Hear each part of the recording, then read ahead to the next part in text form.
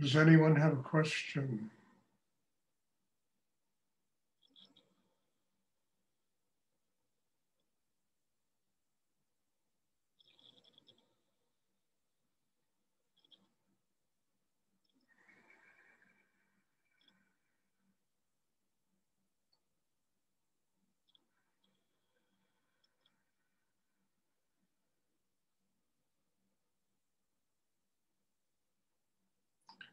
You know, people often think that when you meditate that you have to just cut yourself off from life and, you know, living in the world. And it's truly exactly the opposite, because through deep inner work, we open to all the possibilities that life brings. And we open to the fact that life is truly there to show us who we are and what we are. And the experiences we have in life, you know, they become more refined and more open, and there's more success with them because we become that way inside ourselves. So meditation is not sequestering yourself. It's not quarantining yourself. You know, it's really embracing life. It's opening to all the possibilities of what life has to teach us. And in doing that, we overcome internal fear, anxiety, all that insecurity that exists in people, you know, and we're no longer afraid to literally live the adventure of life. You know, to do it, we need to be grounded, we need to be, but that's all part of what we learn in the meditation. So it's not about becoming a monk or becoming a, you know, somebody living in a monastery or an ashram, or it's about, you know, life is the temple. Life is the totality of experience. We need experience in order to grow. We need to open to all the kinds of possibilities that life has to offer us. It makes for a bigger person. It makes for a deeper person. It makes for, you know, someone who has overcome that insecurity and fear in themselves, you know, about dealing with life in the most profound ways. And not even in the most simple ways, you know.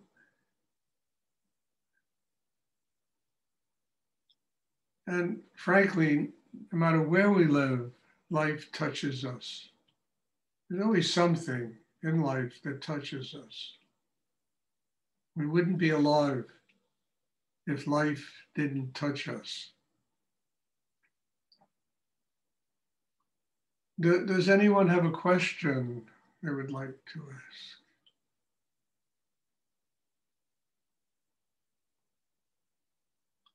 It's one of the reasons I stopped running ashrams years ago, because I found that most people that live in those places were hiding out from life. They weren't really, you know, embracing life as this incredible teacher, as this sacred place that we live in. They were hiding from it. I stopped doing it. I didn't want to have to, you know, build a situation that would create people living that way.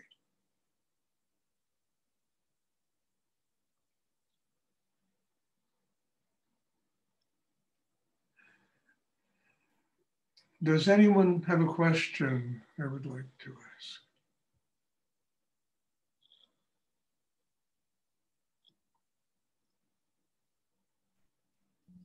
I have a question.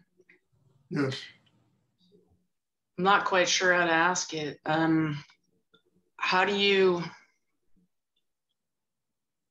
pursue something that you want to do, but when you're trying to let Shakti be what guides you?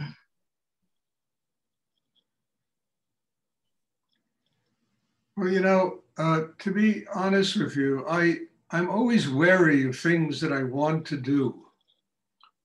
I'm very open to things that I need to do, that I really need to do to grow and develop my spiritual life. The things I want to do often get me into a lot of trouble. And you know, don't take me in the direction that I need to go if I'm going to truly grow and have a spiritual life. When I tap that need in myself, it always brings the things that are essential for my inner life. So, you know, when you get all this stuff about what you want and you want and you want, you know, just be patient with it. Be patient with it and try to go a little deeper and find out what you really need to do and learn in life to continue the growth process inside yourself. I mean, on one level, it's just semantics, you know, but it really isn't, because people want things and they want money, they want this, they want that, and they think those things are going to make them happy, and they rarely ever do. But when you need to have a spiritual life, it will attract to you so many different aspects of life that you will learn from and grow from, and continue that process of inner work that gets you connected to a higher force in the universe. And then sometimes in that need, you find even things you want to do, you know? So I would be careful about passionately wanting things unless what you want really is helping you to grow. It's really making it possible for you to develop an inner life. Tap the need in yourself and it will attract to you wondrous and sacred things that you will be able to use in your life to grow and develop a spiritual life. I mean, what would I want to do at this point in my life? I'd like to be sitting in the Bahamas with a Coco Loco and, enjoying a nice summer breeze, or in the winter here in the north. And what I need to do is what I'm doing. And it not only is helping me grow, it's helping many people grow.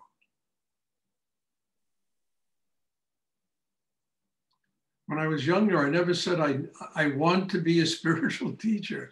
It evolved and came, and this is what happened. Stuart, I have a question. Yes. Okay, what is wrong in wanting? Nothing. Absolutely nothing. Don't let it create gods, for you. Don't let it create situations that devour your entire life and keep you from having a spiritual life. Because that's what happens. I want to be successful. Everybody should be successful in their life, every single person. But the success shouldn't be some idol that you worship. It should be a step on a ladder that teaches you how to get closer to your spiritual enlightenment.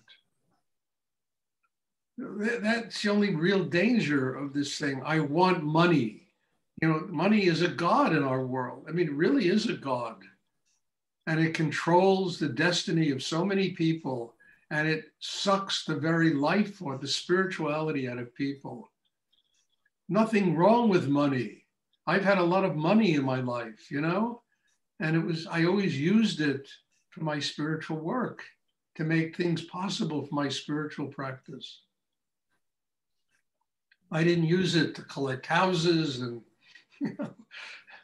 shoes and having 22 cars and, all that stuff that comes with people that make lots of money. And they think that's something that is going to make them happy, and it never does. And believe me, I've known enough rich people in my life because I had to deal with them when I was in business. And man, I had a client who used to collect pubis. I'll never forget, he was a dentist. And he was a fairly wealthy guy, lived in a nice apartment in Manhattan, and he and his wife. And he must have had $100,000 collection of these Tibetan ritual knives, they call them pubis. And I'll never forget, I went up, he used to buy a lot of things for me, this guy, and I went up to visit him. He wanted to show me his collection. And we're standing in front of this huge showcase of these ritual knives. Some of them is 1,000 years old and, 1,500. I mean, really amazing museum quality stuff he had there. And he looks at me and he hits me in the ribs. He says, Stuart, what do they do with these things? I mean, the guy had this passion to collect these things. He absolutely had no idea what the spiritual value of them was. And they consumed his life. They just,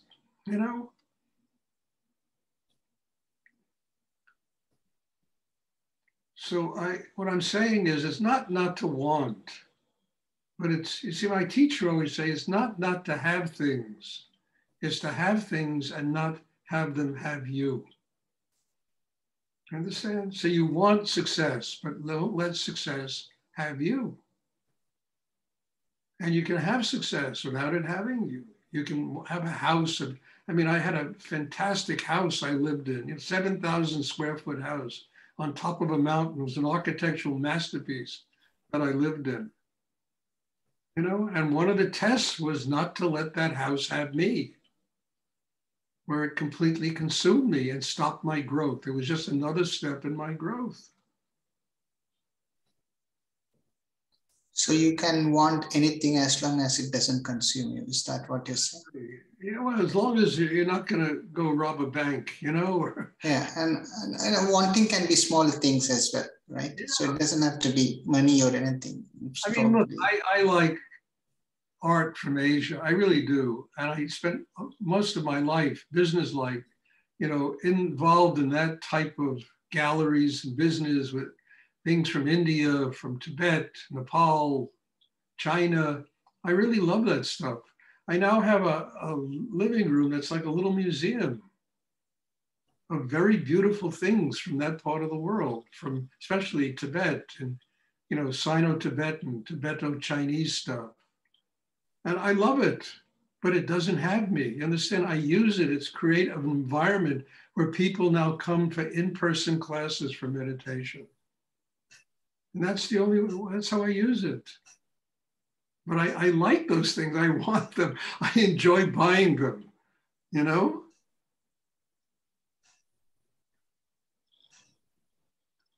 But they're creating an environment. People come, and I have classes now, people coming and meditating with me. Almost every day, people are coming here. At different times, there's no set schedule, but every day. And they sit in a room and the energy is very strong because of these sculptures from the 15th century, the 17th century, that were all used for spiritual worship at one time. I love those things. In many ways, I want them, but I use them for a real purpose. You understand? Maybe it's the only passion I still have, collecting those things. But I don't let them interfere with what I do here and everything else that really is important to me. And that is ultimately my spiritual enlightenment, serving God in the world.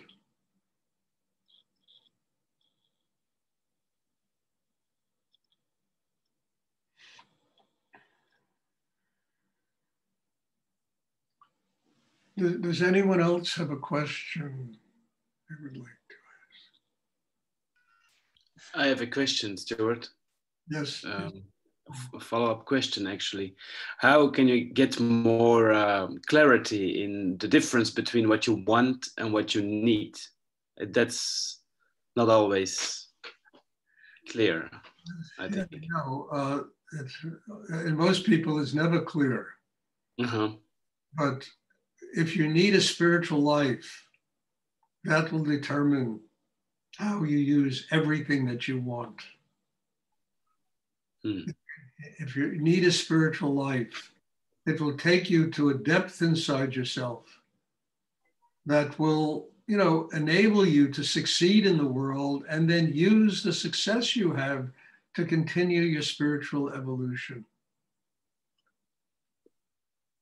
Paul, look, I spent years, I wanted to be a writer when I was a young man, like you, you write. And I'll never forget, I used to spend hours, days writing poetry and little stories. And one day my teacher, Rudy, he never forget this.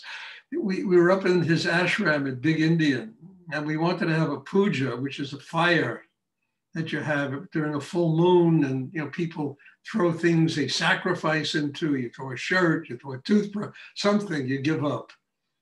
And Rudy said, we should use your manuscript to start the fire. And I went, holy shit. Anyway, he went up there and he couldn't start the fire. And he said, Stuart, where's your manuscript? We got to start this fire. I went and I got the manuscript, Paul, and I gave it to him. He started the fire with that manuscript. It was the best thing he could have done for me at that point. I was so consumed with being a writer. I was so consumed with that. It was just like a vacuum cleaner sucking all my energy out of me. And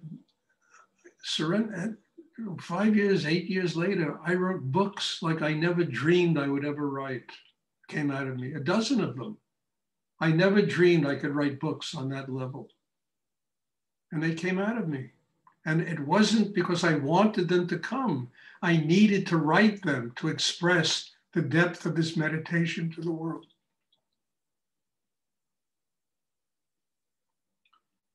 So what I'm saying is we got to be free of these things.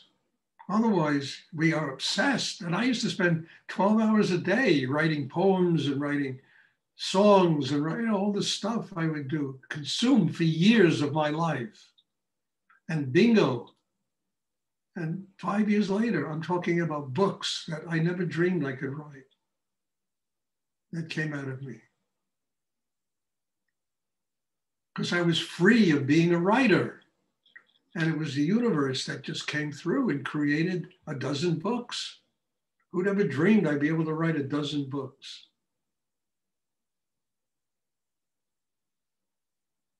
So that's what I'm trying to get to. I'm not telling somebody they shouldn't be a writer. I'm saying we got to allow that energy to come and create for us. And if we're compulsively driven to do something, we block that energy.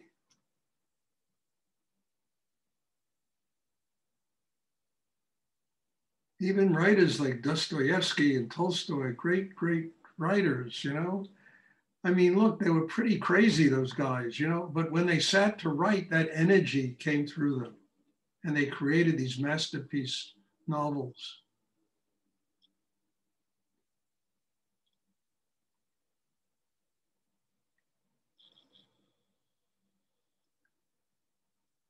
I hope that's clear. I'm not telling you not to be a writer. I'm telling you to do your writing and be free of it. Let it just flow. Let it just happen. And you'll be amazed at what's going to come out of you. I mean that.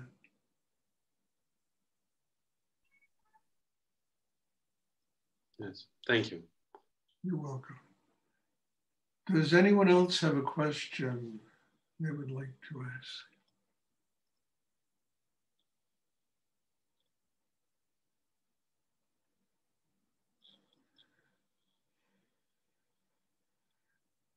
I mean, I read something about Tolstoy that was really moving to me. He was probably one of the greatest novelists who ever lived. War and Peace and Anna Karenina, and he's 82 years old and he ran away from his home. And they found him in a railway station in the middle of a snowstorm, lying on a bench there or something, mumbling that he knows nothing about life. I mean, this to me, it just really was extraordinary. Who wrote some of the greatest novels that the world has ever known about, I know nothing about life. At 82 years old.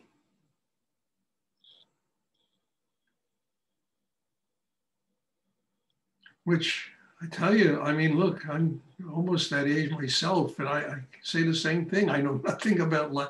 Just let it come. just need to continue to grow and to allow that energy to manifest and guide my life.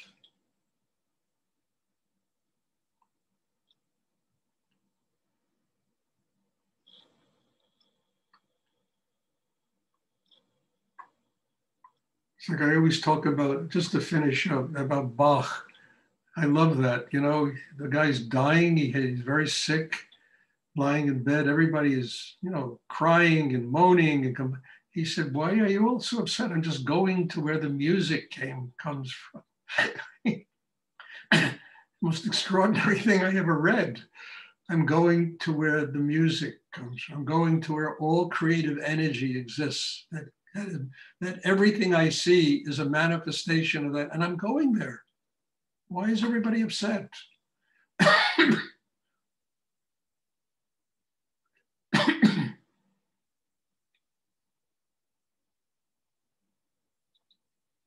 Does anyone else have a question they would like to ask?